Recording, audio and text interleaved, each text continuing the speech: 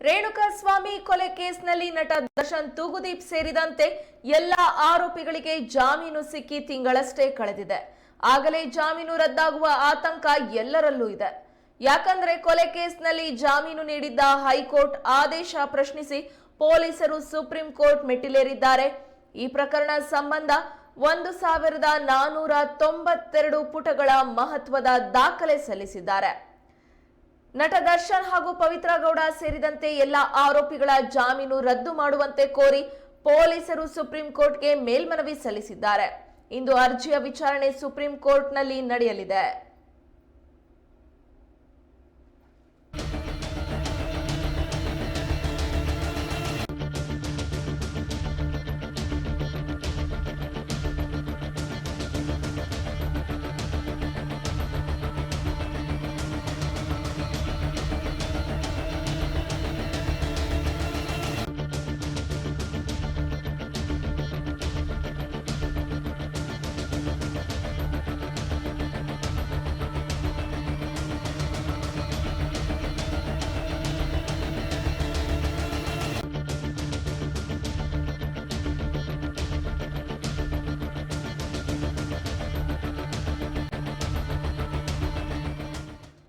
ಕಾಮಾಕ್ಷಿಪಾಳ್ಯ ಸ್ಟೇಷನ್ನಲ್ಲಿ ದಾಖಲಾಗಿದ್ದ ಎಫ್ಐಆರ್, ರೇಣುಕಾಸ್ವಾಮಿ ಮರಣೋತ್ತರ ಪರೀಕ್ಷೆ ವರದಿ, ಆರೋಪಿಗಳ ಹಿನ್ನೆಲೆ ಮಾಹಿತಿ, ಪ್ರತ್ಯಕ್ಷದರ್ಶಿಗಳ ಹೇಳಿಕೆ, ಜಾಮೀನು ಅರ್ಜಿ ಮೊದಲಿಗೆ ವಜಾಗೊಂಡಿದ್ದ ದಾಖಲೆ, ದರ್ಶನ್ ಅವರ ಅನಾರೋಗ್ಯ ಸಂಬಂಧಿಸಿದಂತೆ ವೈದ್ಯರ ವರದಿ, ಮಧ್ಯಂತರ ಜಾಮೀನು ಸೇರಿದಂತೆ ಒಟ್ಟಾರೆ ಎಲ್ಲ ಮಹತ್ವದ ದಾಖಲೆಗಳನ್ನು ಪೊಲೀಸರು ಸುಪ್ರೀಂ ಕೋರ್ಟ್ಗೆ ಮುಂದಿಟ್ಟಿದ್ದಾರೆ.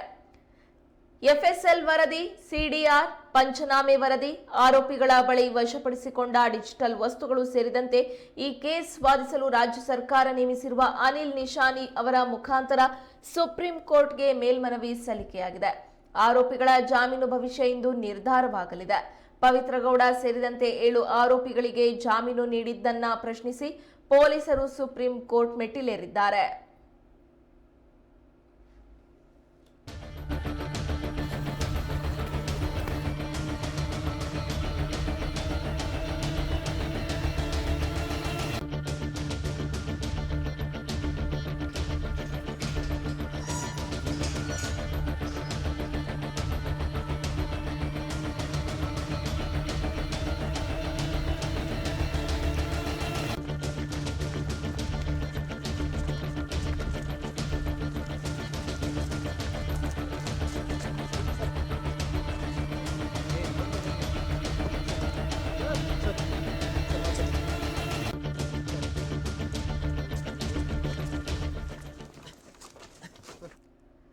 ರೇಣುಕಾಸ್ವಾಮಿ ಕೊಲೆ ಪ್ರಕರಣದಿಂದ ಇತ್ತೀಚೆಗಷ್ಟೇ ಪ್ರಮುಖ ಆರೋಪಿಗಳಾಗಿರುವಂತಹ ನಟ ದರ್ಶನ್, ಪವಿತ್ರ ಗೌಡ ಸೇರಿದಂತೆ ಇತರ ಆರೋಪಿಗಳು ಕೂಡ ಜೈಲಿನಿಂದ ಹೊರಗೆ ಬಂದಿದ್ದಾರೆ.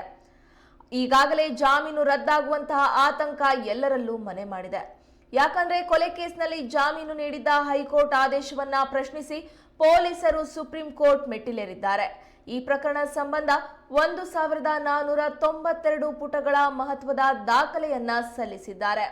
ಕಾಮಾಕ್ಷಿಪಾಳ್ಯ ಸ್ಟೇಷನ್ನಲ್ಲಿ ದಾಖಲಾಗಿದ್ದ ಎಫ್ಐಆರ್, ರೇಣುಕಾಸ್ವಾಮಿ ಮರಣೋತ್ತರ ಪರೀಕ್ಷೆ ವರದಿ, ಆರೋಪಿಗಳ ಹಿನ್ನೆಲೆ ಮಾಹಿತಿ, ಪ್ರತ್ಯಕ್ಷದರ್ಶಿಗಳ ಹೇಳಿಕೆ, ಜಾಮೀನು ಅರ್ಜಿ ಮೊದಲಿಗೆ ವಜಾಗೊಂಡಿದ್ದ ದಾಖಲೆ, ದರ್ಶನ್ ಅವರ ಅನಾರೋಗ್ಯ ಸಂಬಂಧಿಸಿದಂತೆ ವೈದ್ಯರ ವರದಿ, ಮಧ್ಯಂತರ ಜಾಮೀನು ಸೇರಿದಂತೆ ಒಟ್ಟಾರೆ ಎಲ್ಲಾ ಮಹತ್ವದ ದಾಖಲೆಗಳನ್ನು ಪೊಲೀಸರು ಸುಪ್ರೀಂ ಕೋರ್ಟ್ ಮುಂದಿಟ್ಟಿದ್ದಾರೆ. ಎಫ್ಎಸ್ಎಲ್ ವರದಿ, ಸಿಡಿಆರ್, ಪಂಚನಾಮೆ ವರದಿ, ಆರೋಪಿಗಳ ಬಳಿ ವಶಪಡಿಸಿಕೊಂಡ ಡಿಜಿಟಲ್ ವಸ್ತುಗಳು ಸೇರಿದಂತೆ ಈ ಕೇಸ್ ವಾದಿಸಲು ರಾಜ್ಯ ಸರ್ಕಾರ ನೇಮಿಸಿರುವ ಅನಿಲ್ ನಿಶಾನಿ ಅವರ ಮುಖಾಂತರ ಸುಪ್ರೀಂ ಕೋರ್ಟ್ಗೆ ಮೇಲ್ಮನವಿ ಸಲ್ಲಿಕೆಯಾಗಿದೆ. ನಟ ದರ್ಶನ್ ಹಾಗೂ ಪವಿತ್ರ ಗೌಡ ಸೇರಿದಂತೆ ಎಲ್ಲ ಆರೋಪಿಗಳ ಜಾಮೀನು ರದ್ದು ಮಾಡುವಂತೆ ಕೋರಿ ಪೊಲೀಸರು ಸುಪ್ರೀಂ ಕೋರ್ಟ್ಗೆ ಮೇಲ್ಮನವಿಯನ್ನ ಸಲ್ಲಿಸಿದ್ದಾರೆ. ಇಂದು ಅರ್ಜಿಯ ವಿಚಾರಣೆ ಸುಪ್ರೀಂ ಕೋರ್ಟ್ನಲ್ಲಿ ನಡೆಯಲಿದೆ. ಅನಿಲ್ ನಿಶಾನಿ ಅವರ ಮುಖಾಂತರ ಸುಪ್ರೀಂ ಕೋರ್ಟ್ಗೆ ಮೇಲ್ಮನವಿ ಸಲ್ಲಿಕೆಯಾಗಿದ್ದು, ಆರೋಪಿಗಳ ಜಾಮೀನು ಭವಿಷ್ಯ ಇಂದು ನಿರ್ಧಾರವಾಗಲಿದೆ. ಪವಿತ್ರ ಗೌಡ ಸೇರಿದಂತೆ 7 ಆರೋಪಿಗಳಿಗೆ ಜಾಮೀನು ನೀಡಿದ್ದನ್ನ ಪ್ರಶ್ನಿಸಿ ಪೊಲೀಸರು ಸುಪ್ರೀಂ ಕೋರ್ಟ್ ಮೆಟ್ಟಿಲೇರಿದ್ದಾರೆ. ಈ ಹಿನ್ನೆಲೆ ಇಂದು ಸುಪ್ರೀಂ ಕೋರ್ಟ್ನಲ್ಲಿ ವಿಚಾರಣೆ ನಡೆಯಲಿದೆ.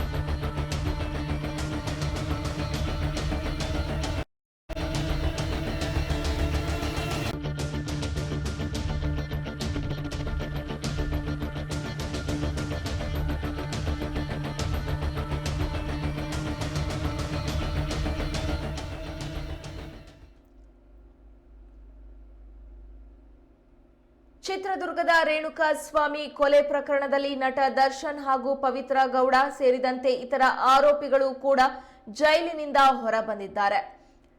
ದರ್ಶನ್ ಅವರು ಕೂಡ ಈಗಾಗಲೇ ಚಿಕಿತ್ಸೆಯನ್ನ ಮುಂದುವರಿಸ್ತಾ ಚಲನಚಿತ್ರಗಳಲ್ಲಿ ನಟಿಸಲು ಮುಂದಾಗ್ತಿದ್ದಾರೆ ಅನ್ನುವಂತಹ ಮಾಹಿತಿಗಳು ಕೂಡ ಲಭ್ಯವಾಗಿದೆ.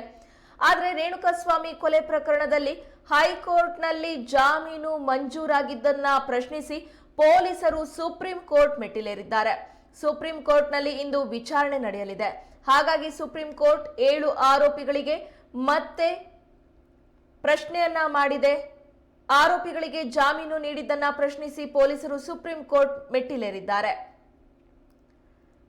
ಈ ಪ್ರಕರಣ ಸಂಬಂಧ ಪೊಲೀಸರು 1492 ಪುಟಗಳ ಮಹತ್ವದ ದಾಖಲೆಯನ್ನ ಸುಪ್ರೀಂ ಕೋರ್ಟ್ಗೆ ಸಲ್ಲಿಸಿದ್ದಾರೆ. ಕಾಮಾಕ್ಷಿಪಾಳ್ಯ ಸ್ಟೇಷನ್ನಲ್ಲಿ ದಾಖಲಾಗಿದ್ದಂತಹ ಎಫ್ಐಆರ್, ರೇಣುಕಾಸ್ವಾಮಿ ಮರಣೋತ್ತರ ಪರೀಕ್ಷೆ ವರದಿ, ಆರೋಪಿಗಳ ಹಿನ್ನೆಲೆಯ ಮಾಹಿತಿ, ಪ್ರತ್ಯಕ್ಷದರ್ಶಿಗಳ ಹೇಳಿಕೆ, ಜಾಮೀನು ಅರ್ಜಿಗೆ ಮೊದಲಿಗೆ ವಜಾಗೊಂಡಿದ್ದ ದಾಖಲೆ, ದರ್ಶನ್ ಅವರ ಅನಾರೋಗ್ಯ ಸಂಬಂಧಿಸಿದಂತೆ ವೈದ್ಯರ ವರದಿ, ಮಧ್ಯಂತರ ಜಾಮೀನು ಸೇರಿದಂತೆ ಒಟ್ಟಾರೆ ಎಲ್ಲಾ ಮಹತ್ವದ ದಾಖಲೆಗಳನ್ನ ಪೊಲೀಸರು ಈಗಾಗಲೇ ಸುಪ್ರೀಂ ಕೋರ್ಟ್ನ ಮುಂದಿಟ್ಟಿದ್ದಾರೆ. ಅದರ ಜೊತೆಗೆ ಎಫ್ಎಸ್ಎಲ್ ವರದಿ, ಸಿಡಿಆರ್, ಪಂಚನಾಮೆ ವರದಿ, ಆರೋಪಿಗಳ ಬಳಿ ವಶಪಡಿಸಿಕೊಂಡಂತಹ ಡಿಜಿಟಲ್ ವಸ್ತುಗಳು ಸೇರಿದಂತೆ ಈ ಕೇಸ್ ವಾದಿಸೋದಕ್ಕೆ ರಾಜ್ಯ ಸರ್ಕಾರ ನೇಮಿಸಿರುವ ಅನಿಲ್ ನಿಶಾನಿ ಅವರ ಮುಖಾಂತರ ಸುಪ್ರೀಂ ಕೋರ್ಟ್ಗೆ ಮೇಲ್ಮನವಿಯನ್ನ ಪೊಲೀಸರು ಸಲ್ಲಿಸಿದ್ದಾರೆ. ಇಂದು ಸುಪ್ರೀಂ ಕೋರ್ಟ್ನಲ್ಲಿ ಆರೋಪಿಗಳ ಜಾಮೀನು ಭವಿಷ್ಯ ನಿರ್ಧಾರವಾಗಲಿದೆ.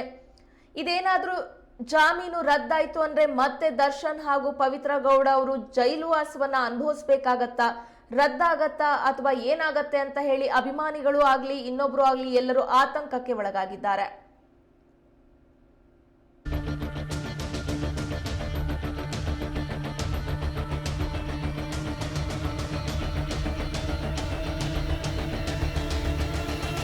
ಈ ಕುರಿತು ಹೆಚ್ಚಿನ ಮಾಹಿತಿಯನ್ನ ನೀಡೋದಕ್ಕೆ ವಾಹಿನಿಯ ಪ್ರಧಾನ ಸಂಪಾದಕರಾದಂತಹ ಹೊನ್ನಾಳಿ ಚಂದ್ರಶೇಖರ್ ಅವರು ದೂರವಾಣಿ ಸಂಪರ್ಕದಲ್ಲಿದ್ದಾರೆ.